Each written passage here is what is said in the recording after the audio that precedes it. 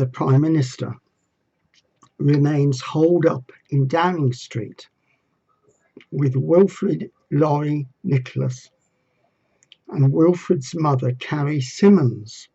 Congratulations to Boris, as he has behaved far more honourably towards Carrie Symonds than he ever did to Petronella Wyatt, whom he coerced into an abortion.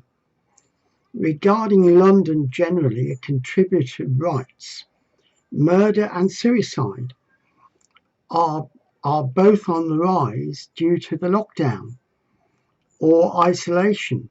Bluntly, coronavirus is on the loose in London, stalking the streets.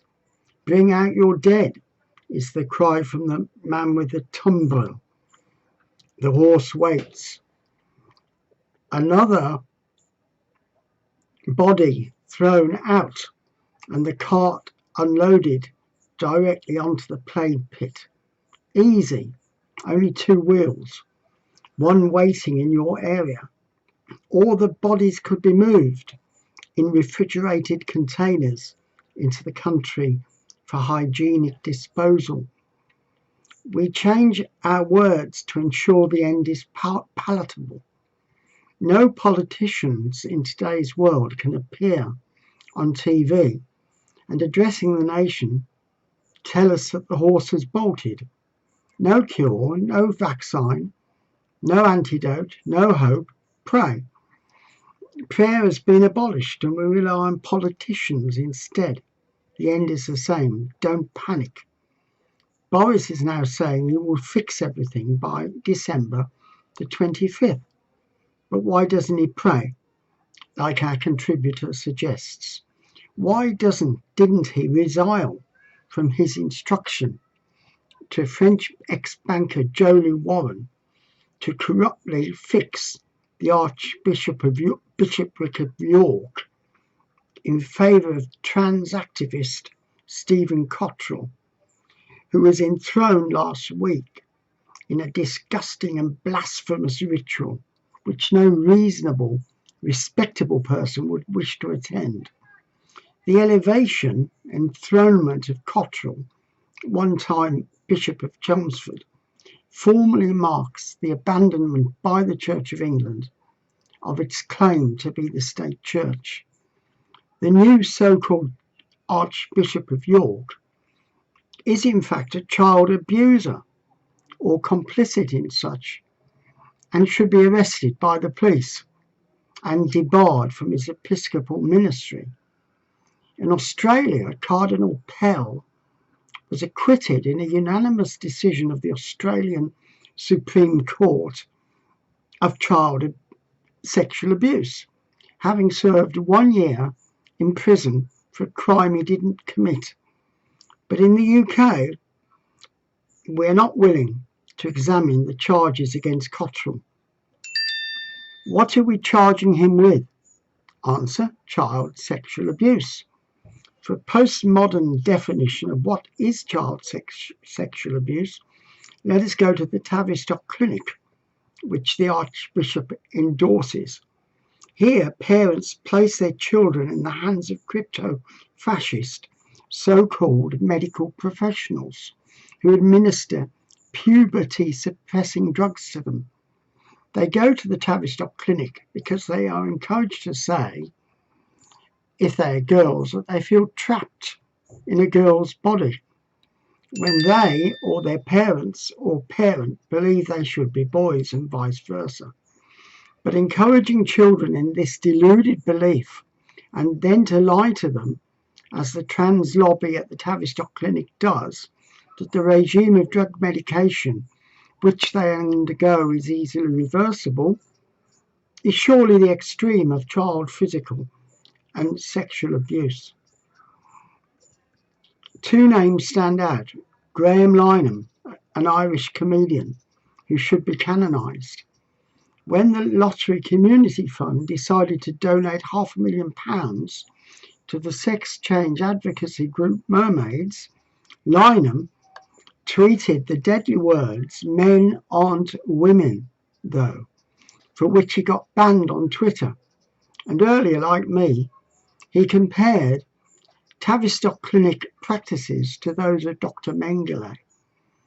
By contrast, Cottrell, while Bishop of Chelmsford, had supported mermaids against one of his priests, Vicar of Fordham and 8 Ash Green, also a governor of the local Anglican primary school. Mermaids wanted to enter the school to propagandise and transition one of the children. Cottrell had forbidden Reverend Parker from explaining the biblical position, telling him if he didn't like the Anglicans he should leave. Constructively and unlawfully dismissed, the priest then resigned his living.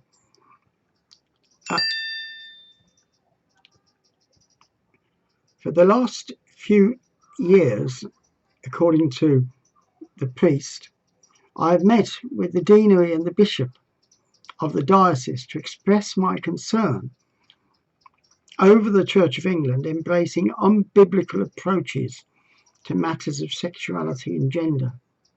To that end, I met with Bishops Stephen, Roger and Peter in March 2017. Over recent years, I often, together with others, have also entered into extensive correspondence, most recently December 2018, setting out my disquiet. In a letter in September 2018, after a meeting with Bishop Stephen, I declared myself in broken communion with him. No response was forthcoming. On the instructions of the Director of Education, the diocese refused to consult or engage in any way with the parents, carers, or any other of the other children at the school, but instead attempted to bind the adults involved to a culture of secrecy. This situation is in entire disregard for the Christian faith. In order to act with integrity and discharge my responsibilities, I had no choice but to resign. I do so with great regret. And we offered, as I am General Secretary of a trade union, to represent John Parker in an employment tribunal. I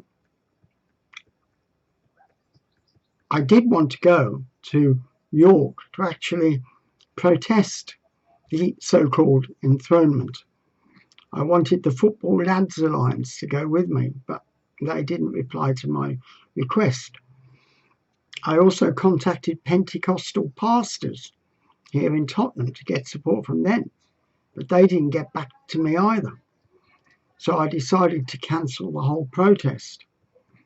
But child abuse is not just the actual act, but encouraging or standing by when somebody else does it. Now, the new Archbishop, in my mind, needs to repent of his woolly thinking. In my last Armageddon Times article, in the last issue, I opined I hope he will do so this week before his consecration. Those who touch the Ark of God sometimes come to a sticky end.